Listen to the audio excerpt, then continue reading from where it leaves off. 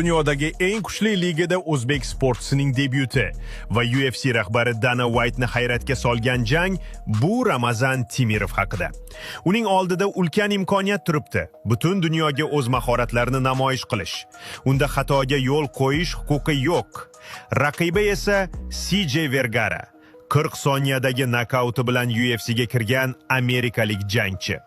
CJ kuchli zarbaga ega, nokautchi sifatida tanilgan. Shuning uchun ham bu jang Timirov uchun juda katta sinov bo'ldi.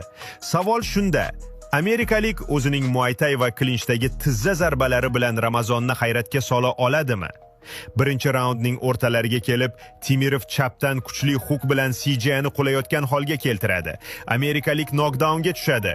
U zudlik bilan turishga harakat qiladi, ammo yana bir bor kuchli zarbaga duch keladi. CJ'ning yagona o'yi qochish, ammo bu yerda ring emas, to'rtburchak tor qafas. Chiqish yo'li yopiq. Shu bois u qattiq himoyaga o'tib, bu boronni qandaydir tarzda o'tkazib yuborishni umid qiladi. Biroq Timirov butun dunyoga ko'rsatdi, bu boronni o'tkazib yuborib bo'lmaydi.